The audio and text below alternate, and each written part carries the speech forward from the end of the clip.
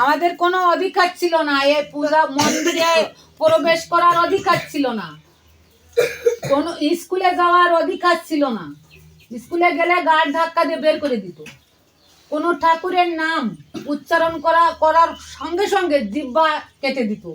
হ্যাঁ, আমাদের এই সারাল বলতো আমাদেরকে। নমশূদ্র পরিণত করেছে কারা? আমাদের নমশূদ্র জাতি দিয়ে হরিচাঁদ ঠাকুর, গুরুচাঁদ ঠাকুর আমাদেরকে নমশূদ্র জাতিতে পরিণত করেছে। হ্যাঁ, নমশূদ্র একটা জাতির উপাধি দিয়েছে আমাদের। আমাদের চাড়াল বলে গালিগালাজ দিত। হ্যাঁ, তাহলে আমার সেই ঠাকুরকে ডাকতে হবে না? সেই গুরুচাঁদ ঠাকুর জন্য, এই গুরুচাঁদ ঠাকুর শিক্ষার জন্য। জানো, আমাদের শিক্ষার যখন কোনো অধিকার ছিল না, এই অধিকার কে দিয়েছে? গুরুচাঁদ ঠাকুর। এই স্কুলে যাওয়ার কিন্তু গেলে পরমনি ঘাট ধাক্কা দিয়ে বের করে দিত। আজ আমার গুরুচাঁদ ঠাকুর স্কুলে যেতে সুযোগ করে দিয়েছে আমাদের।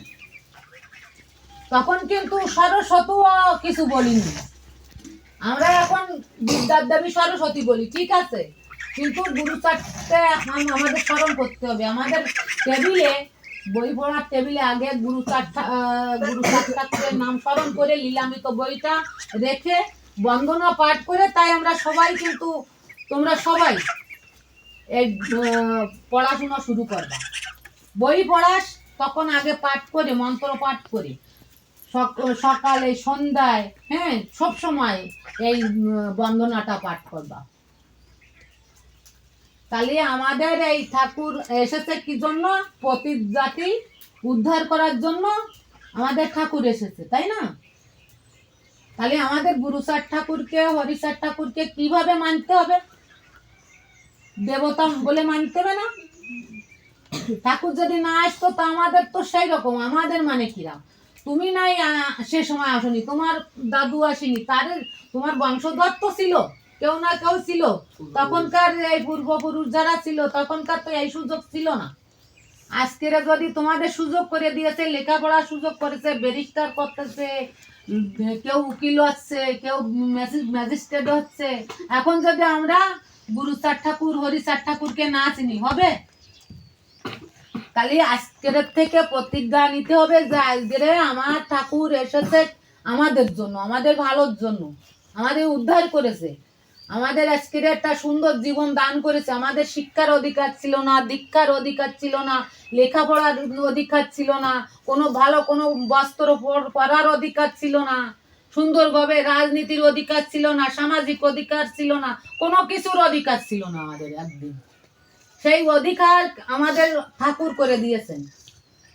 তাহলে আমাদের ঠাকুরকে সেই আমার আরাধনা করার জন্য, আমাদের ডাকার জন্য, সন্ধ্যা সকালে ডাকার জন্য ঠাকুরকে ডাকতে হবে, ডাকার মতো ডাকতে হবে। দেখবা তোমার সব দিকতে মা এখানে কি বলেছে দেখো, আমার ঠাকুর সমগ্র জাতির জন্য একটা ভালো দিক দিয়ে গেছে। প্রথমে এখানে রয়েছে, কিন্তু এই বইটি রয়েছে, একে একে সব তোমরা পড়তে পারবা। সদা সত্য কথা বলবে, আচ্ছা না? পর স্ত্রীকে মাতৃ জ্ঞান করবে, মানে পরের স্ত্রী। তুমি যদি পরের স্ত্রী বলে তুমি তাদের না গণো, না মানো, তবে পর স্ত্রী তোমার মার সমতুল্য, তাই মনে করবা। মাতা পিতাকে ভক্তি করবা।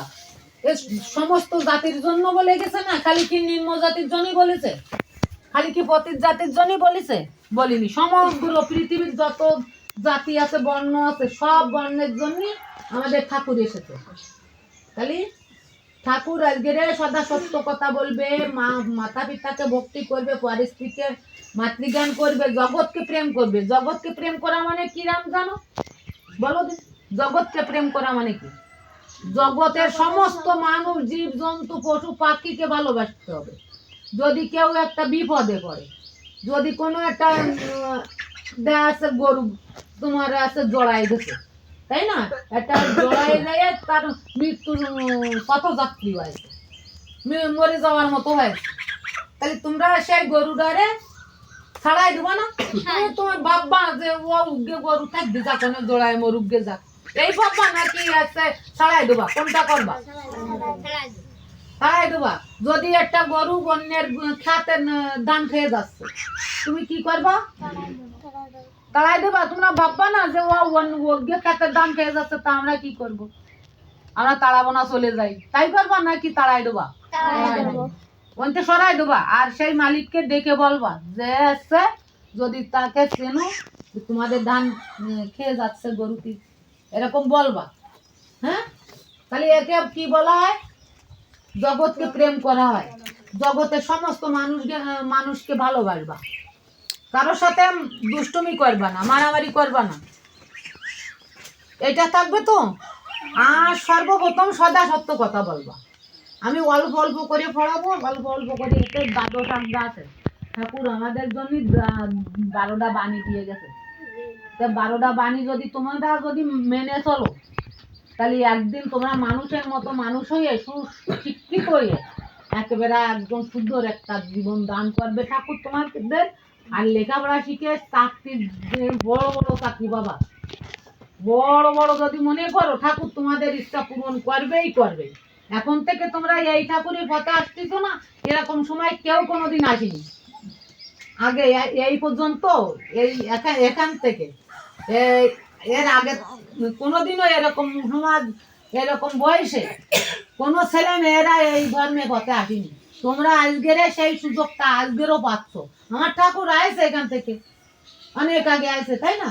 তা তখনও কিন্তু এই সুযোগটা করিনি। আমাদের দাও কত সুযোগ আসতেছে।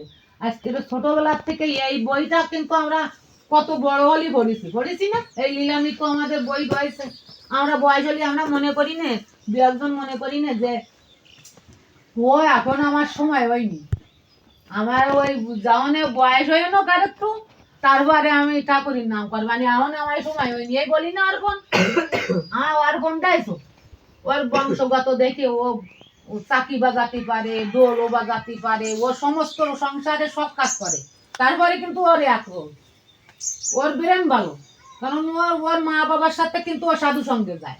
এমন ওর লজ্জা লাগতে পারে, কিন্তু আসলে বংশটা একটা, ওই মা বাবার যেরকম হয় ছেলে মেয়ের সেই রকম হয়। কিন্তু তারপরও দুটো ভিন্ন হয়।